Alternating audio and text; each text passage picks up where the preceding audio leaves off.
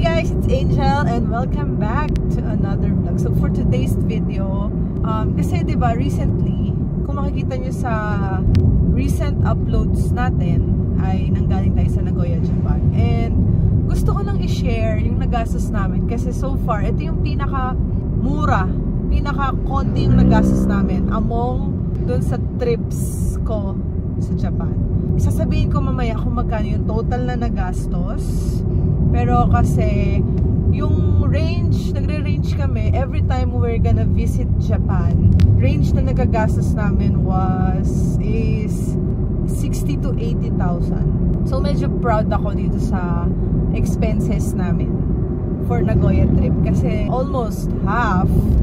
Saan kayo makakita? Kasi yung iba ayaw, kumbaga medyo nag-aalangan mag-Japan kasi mahal. Well, totoo naman, mahal.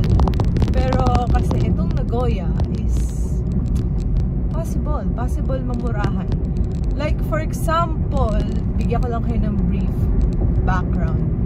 When we went to Tokyo, my first Japan trip was 2018 I think. And yung nagastos dun is around 70 to 80,000. Kasi yung hotel namin dun is magaganda. We availed the JR pass, which is wrong move kasi hindi dapat. Kasi hindi namin na-maximize. Kasi ang ginawa namin doon is Manila to Tokyo, tas nag-bullet train kami to Osaka. Then ang return flight namin, Osaka na. So, hindi namin na-maximize kasi siguro ma-maximize nyo yung JR pass or Shinkansen kung mga 1 week siguro kayo doon, tapos iingat kayo ng Tokyo, Osaka, Kyoto, Nara, Kobe. So yun, so wrong move yung pagkuha namin ng JR pass. Kaya yun yung medyo nakalaki ng gastos namin kasi kung hindi ako nagkakamali, parang around 14,000 ata yun. Well, mahal din naman ang bullet train, pero kasi kung kukwentahin natin, hindi talaga namin na-maximize. Then, my second Japan trip was Sapporo. Year 2020.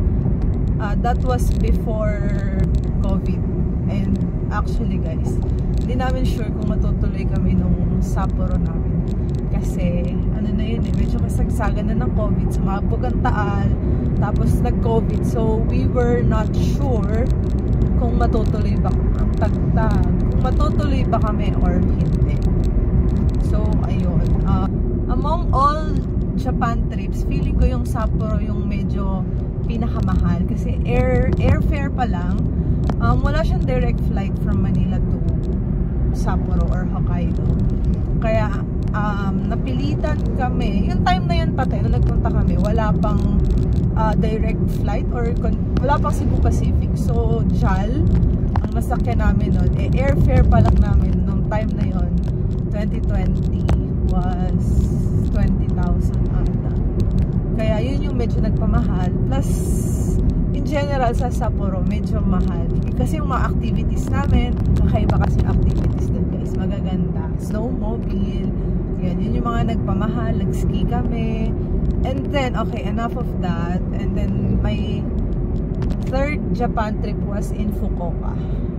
That was year 2023. So, doon naman, kaya kami medyo lumaki yung gastos kasi we chose to, mas pinili namin maging convenient yung trip kasi may mga kasama kaming mga seniors. So, ayun guys, yun pala sasabihin ko. If ever pupunta kayo ng Fukuoka, we know someone na nag-cater ng private service and tour, Miss Mai. You can, ilalagay ko dito yung kanilang Facebook page. Very, sila guys, accommodating si Miss Mai and her husband. Very kind guys, very mabait. And yun, kung interested kayo mag-rent din or mag-avail ng private service, recommended sila guys. So, lalagay ko yung Facebook account ni Miss Mai dito. Yung pala guys, isa sa sasabihin ko, whenever mag-travel kami, hindi talaga kami nagtitipid sa pagkain. As in, minsan ka lang naman nandoon. So, lubos-lubusin mo na. With, syempre, hindi naman sobrang lubos. Lulubusin mo, pero may ano pa rin, may limitation pa rin. So, ayun na nga. Nasabi ko nga kanina, yung range nung nagagastos pag Japan trip was 60 to 80. So, ito nagre-range. So, itong Nagoya trip namin, actually, yung nagastos namin dito sa Nagoya, pwede pa siyang mababaan. Kung kain ka lang, lakad, pasyal. Kasi may activities din kami na ginawa. Kaya medyo nakadagdag siya sa ating gastos. Pero kung okay lang naman sa inyo walang activities, pasyal lang talaga, feeling ko mas kaya babaan around siguro 30 to 35,000.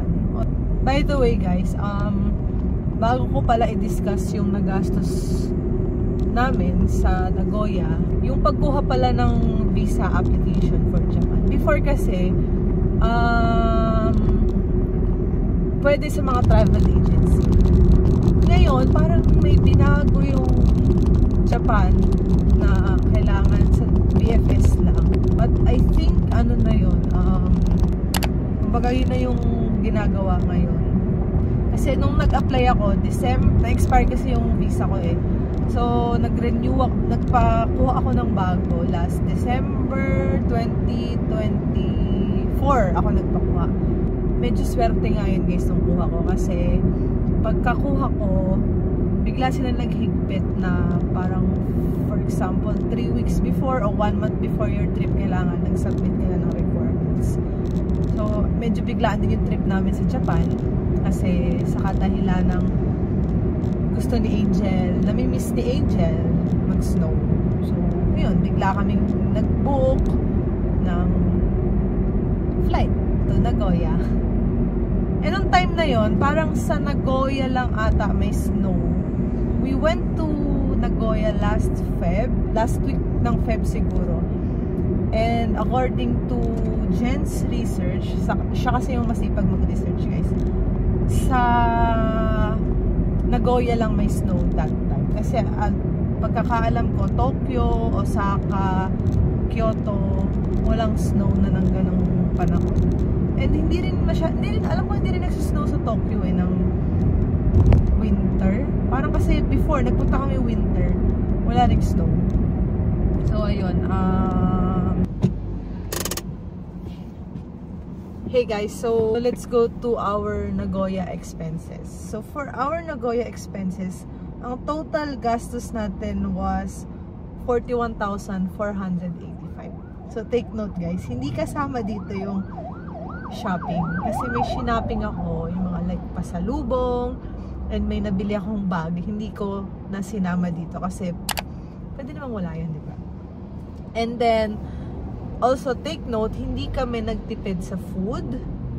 And, ayun, basta whenever we go out of the country, hindi kami nagtitipid sa pagkain. As in, kung may gusto kami i-try, tatry namin. Pero pagkatingin naman namin is super mahal. Hindi namin inaano. Like, if hindi practical, hindi namin tinatry. Pero kung pwede na, hindi tatry namin. So, as I was saying kanina, usually, ang range ng ating Japan vlog is around 80k, yung mga previous Japan trips natin.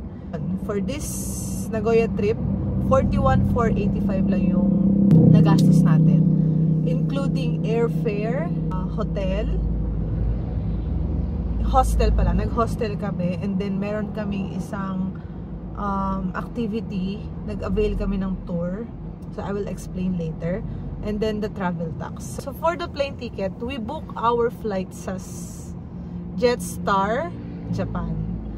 So siguro around November, December, January, 3 months before, kung di ako nagkakamali, we book our flight 3 months before our travel dates. So Feb kami umalis.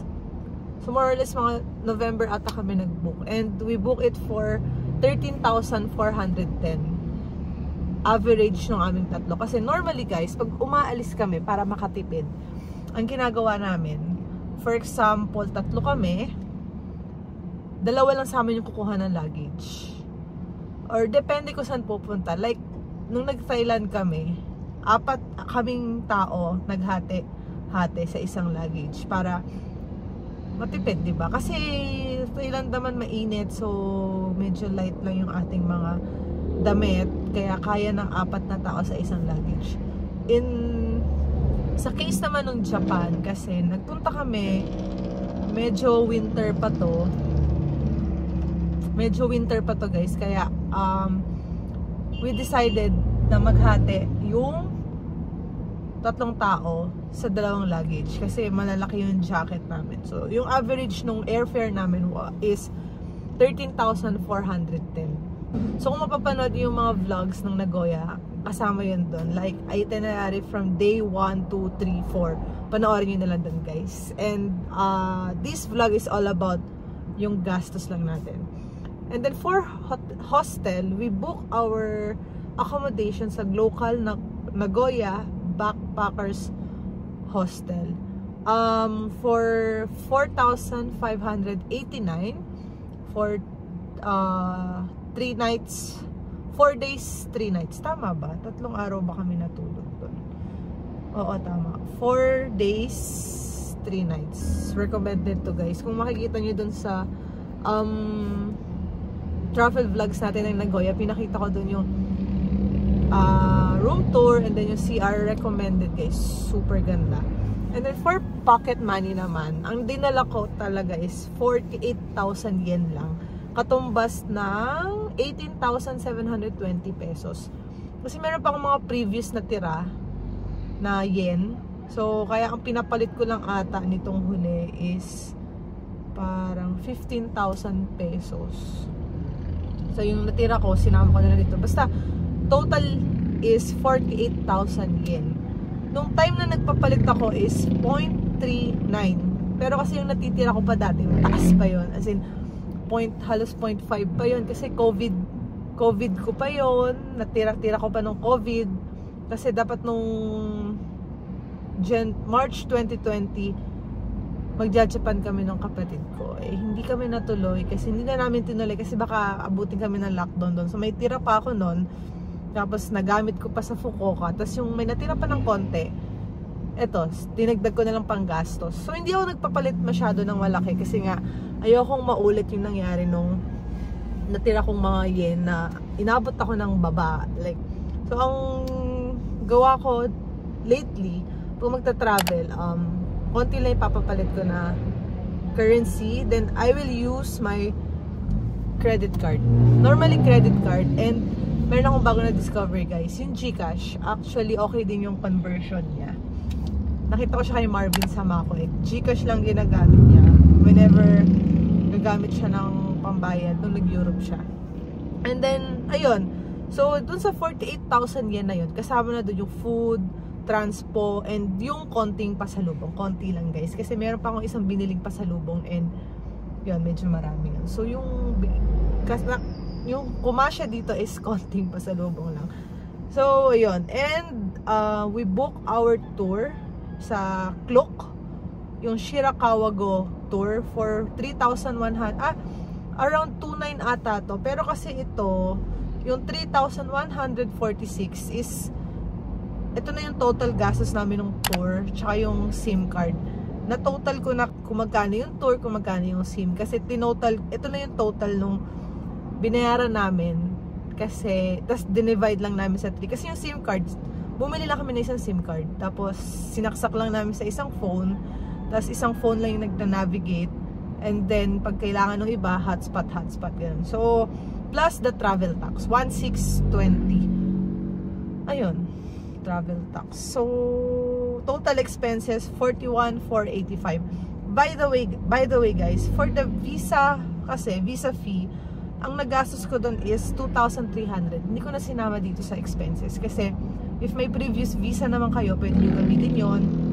And itong 2,300 na visa fee na binayaran ko is inavail ko siya, nagpa-assist ako kay Skyland Travel and Tours dito sa area namin, which is recommended ko sila guys.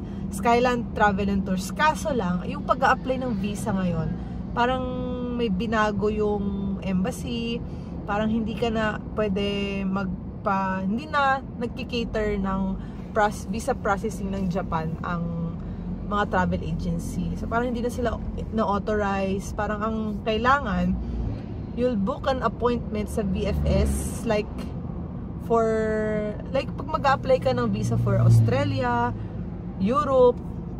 So yun ang pagkakaalam ko, kailangan direct na sa VFS, papa-appointment ka sa kanila. Tapos ayun, hindi ko lang sure guys kung pwede magpaasikaso sa mga travel agencies. Pero kasi the last time na nabasa ko, yung pinaka-last na nabasa ko is hindi na raw pwede sa mga travel agencies. So direct talaga sa VFS na. So yun lang naman guys. So, sana nakatulong itong pag-share ko ng expenses namin for Japan, and I am proud kasi hindi kami lamampas ng 50,000 sa gasto sa Japan. And kung tutuusin, magkano sinabi ko kanina? 41,485. Kung tutuusin guys, pwede nyo siyang pababain for as low as 35,000.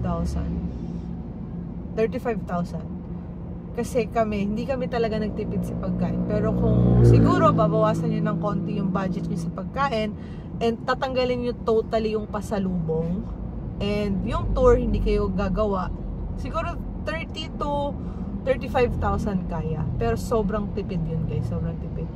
And I suggest, if ganitong magta-travel kayo, kung may budget naman, for me lang huwag kayong magtipid sa pagkain. Kasi minsan lang kayo nandun. And savor the moment.